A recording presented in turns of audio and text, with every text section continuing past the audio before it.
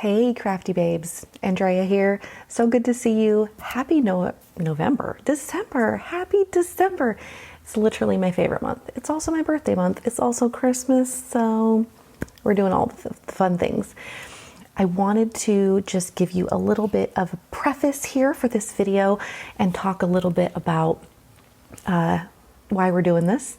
Normally I would do a little process video for you guys, but I did a poll in the group. If you voted, thank you so much. It's leaning heavily toward mini page kits, and so that is what we're doing today because I think it's really important. I think especially with what we're going to talk about in issue number 28, it's something that I really love doing. I think it's a great warm-up craft. I think it's a great way to be productive and still be creative. I think it is a great way to prep yourself ahead of time for a crafting session.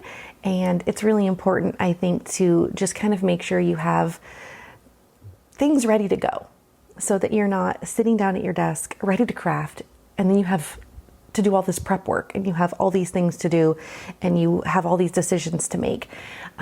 So that is a huge reason why I make mini page kits. So I am going to take you through my process of getting them put together and how easy it can be and how fun it can be. And then you just have all these decisions already made and you can just pull out a little page kit, get it into your format, and then embellish, journal. And it's not that it's still not going to be fun. You're still going to have fun creating. You just have less decisions to make, which to me makes the creative process even more fun and easier and smoother. I can get more done that way. And then I'll also give you some tips on just creating page kits, how to make it, part of your process, and hopefully you guys get something out of this, and then you can share your mini page kits with us in the group so that we can see that you're having fun and making little kits. So anyway, let's get to the mini page kits.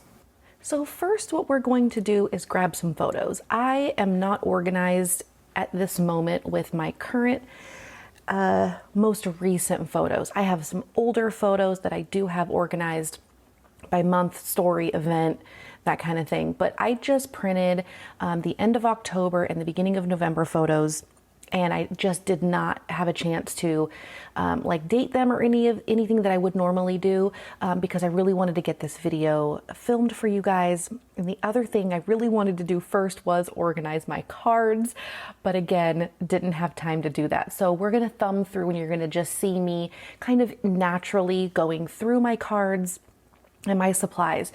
Now, one thing that I am prepared for is I have this fall capsule kit. So I've got that organizer, the little tiered tray on the left, and that's from scrapbook.com, and that holds all my paper products and some die cuts. And then right in front of me is the clear drawers, and it's basically like makeup drawers. I will leave links to those things in the description. And so I'm just going to thumb through things. I've got these 4 pictures of me in a purple shirt, and so I know I've got some purple supplies. I know I have purple supplies and cards going on in my capsule kit. So being prepared with either having your photos organized, having just a small amount of things to pull from is super, super, super helpful. So that way I'm not digging through my entire stash. I know I'm sticking with fall because I know that these are October and November photos. So most likely the things that I have already decided to keep in this capsule kit are going to work for me. So I'm basically just making a pile of cards and die cuts, and I've got this cool little frame from Felicity Jane that I'll end up using, and I found these perfect labels that go with that foliage card in the very back that I picked that kind of has like all of the colors. And I've also got these like newer Studio Calico cards in this drawer because I just have not been able to kind of like reorganize new supplies and incorporate them within my fall kit. which is okay.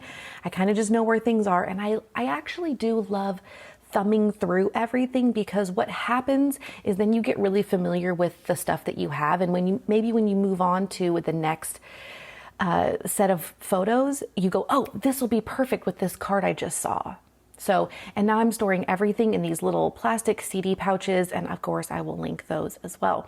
So I'm just going to kind of just pick some photos that I just feel like drawn to, making sure that I get captured and get documented. I will go back and do this with some other photos potentially. Sometimes I just don't. Sometimes then I just take leftover photos and I kind of throw them in a monthly recap or a weekly recap. So I really just wanted to use this one photo on its own.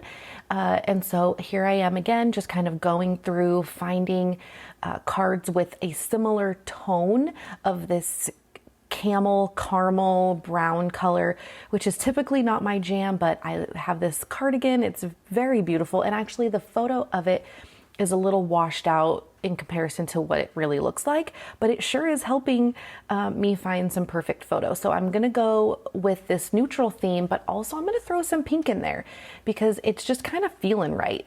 And then I found this big floral card, or this just card with a big flower on it from Studio Calico. The sentiment said what it, I think, felt like it felt right. And so then it allows me to not only pull more of that pink out, but it allows me to actually pull some of that green in, which I think I'm going to find in some capacity. Yeah, so I'm not sure.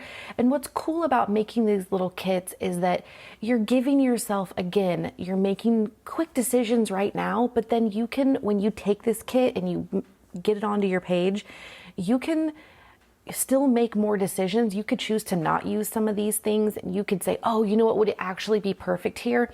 And then you can kind of go dig around for something else. But honestly, it just narrows your focus.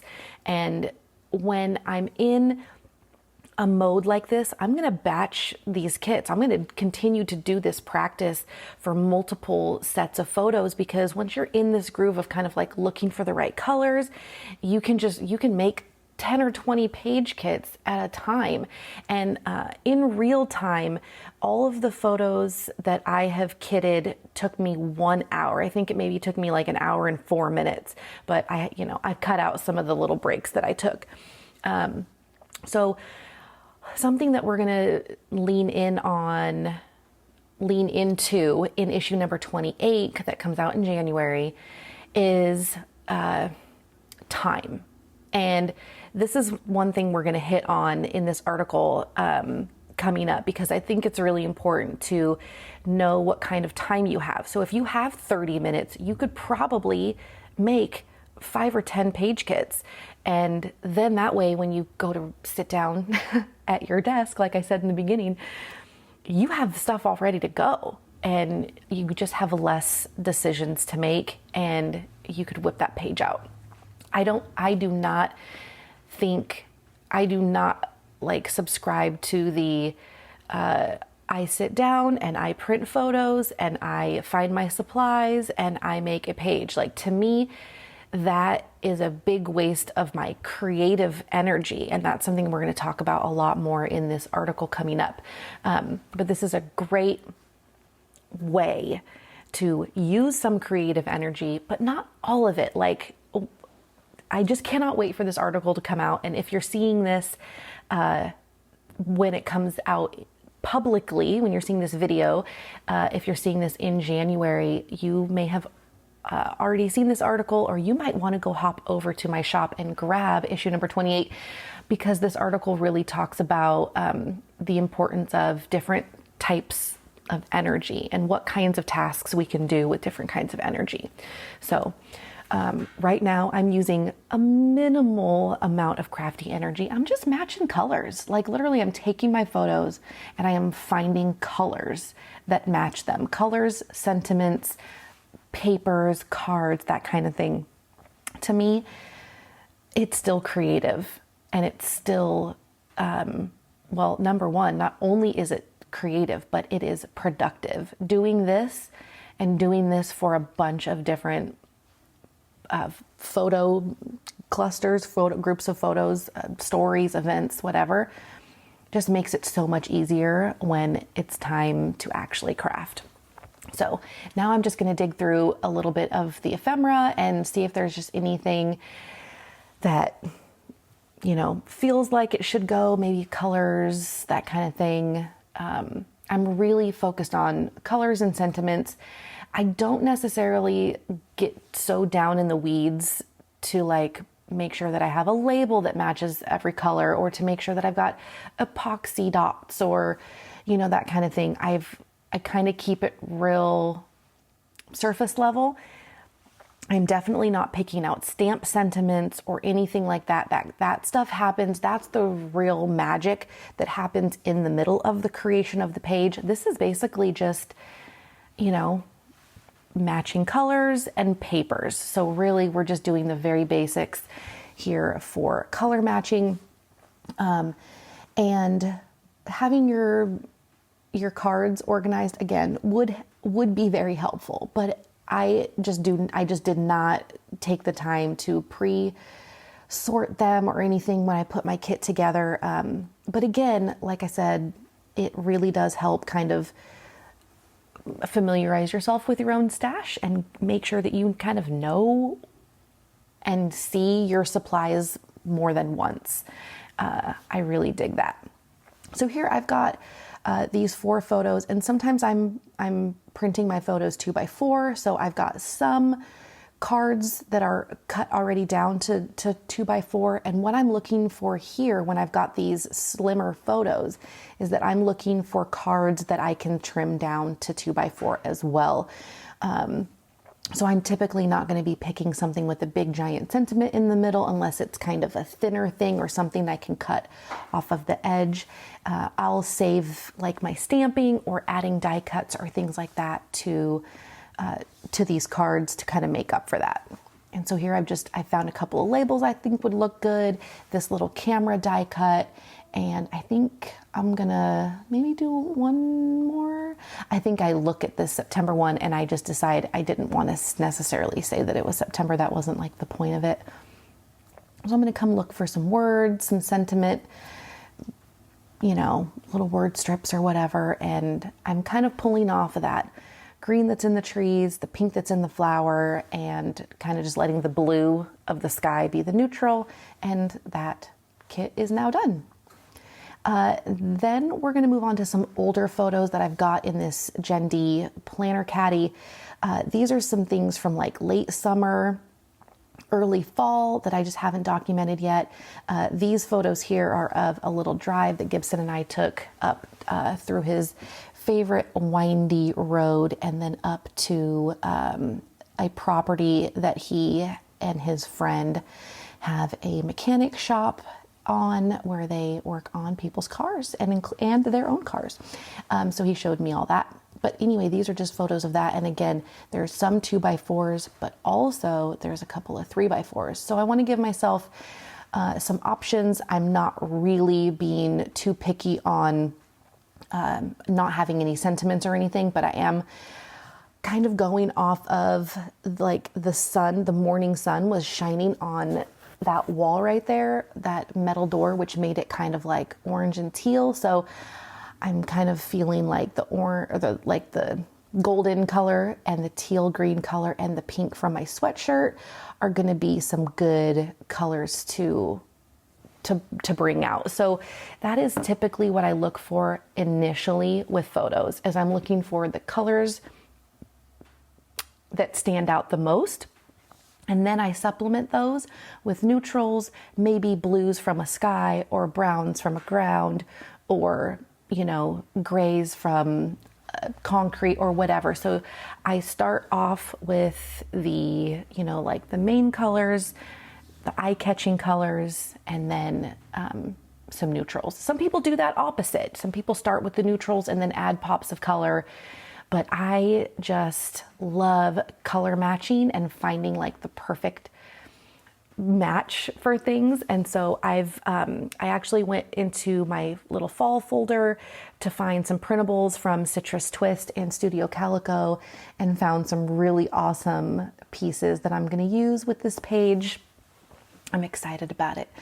And yeah, so I'm just thumbing through. I think I cut out one of these florals from issue number 26. Yeah, because the teal and the pink and the gold was like so perfect. So I'm working on, and everything's loosely cut. And then I just put my little folder back, and now I have this whole kit ready to go. This could be easily a 2-page spread in my fringe notebook or my 6x8 album. And I don't have many decisions to make once I get there. It's really exciting.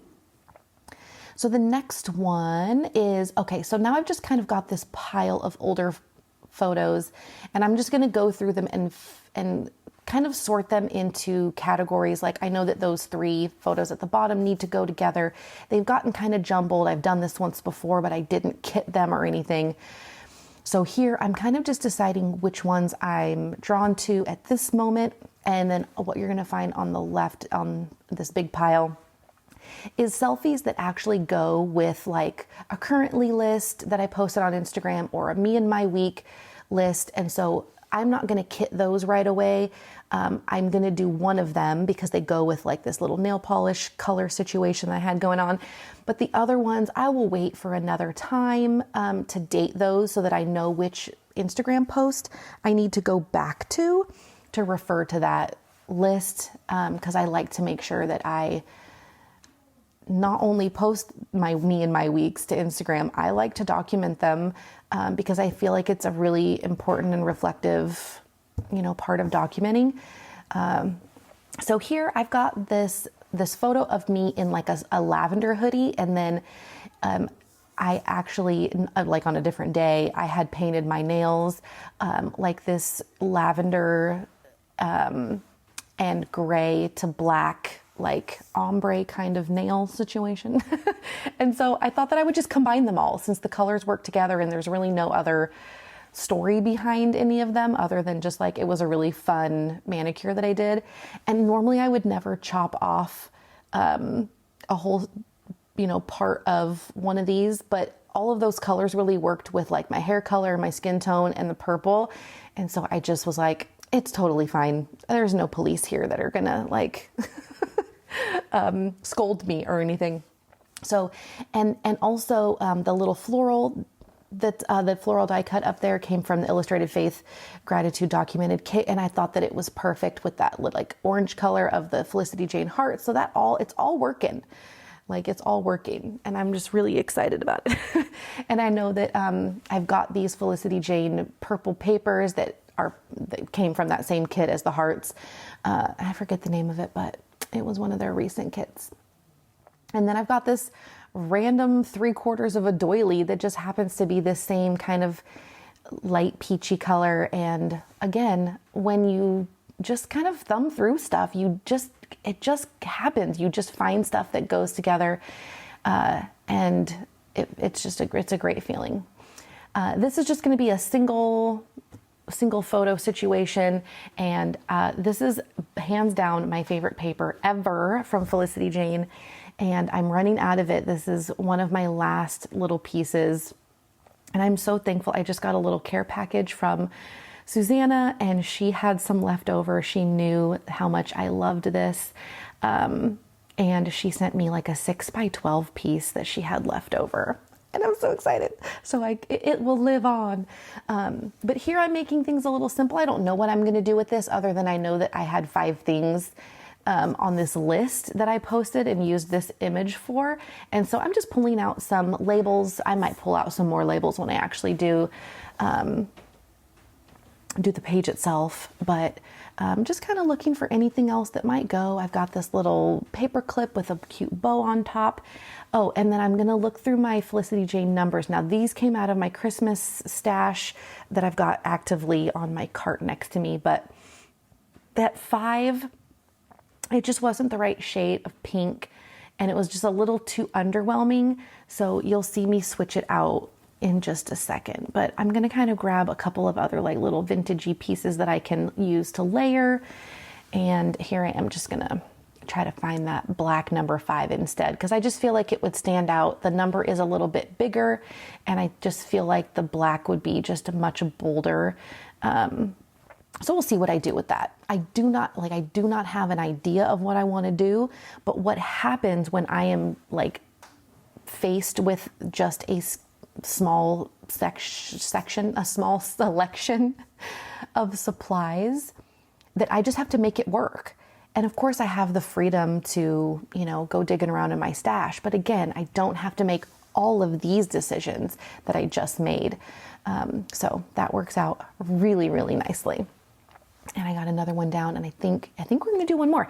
So this is one of the puzzles I designed for the issue number 27 holiday release, and I just have these 2 photos. I'm going to really hone in on the blues and the teals that come from these 2 photos. And so I've got I've got the paint chip from issue 27 printables and the sweater card, because I just really want to make the teal color really pop. And then I will potentially add some other little things to pull out that pink. And I really want something to back that Home for the Holidays acrylic piece from Color Cast Designs. So I am going to just throw in a little bit of this lighter pink shade that comes from the magazine colors.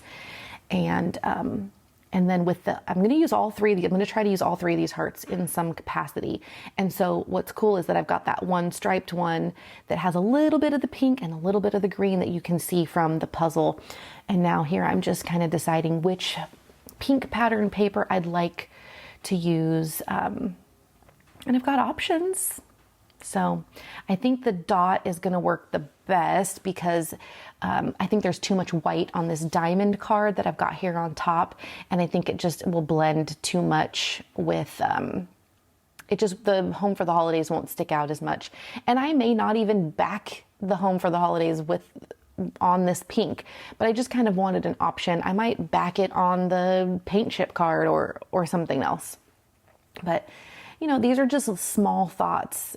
And I'm not going to remember necessarily every thought that I had when it comes to what my ideas are for this page. So if you have a cool idea, maybe put a sticky note inside of your little page kit to say, hey, use this on this. Or, when you have ideas, this is what's cool about when you're doing a kind of a mundane task like this, where you're just like matching colors and thumbing through your fun supplies, it allows your brain the openness to kind of think of other things. So that could be something that happens while you're creating these, and don't be afraid to like make a note so that you don't forget when you go back to it.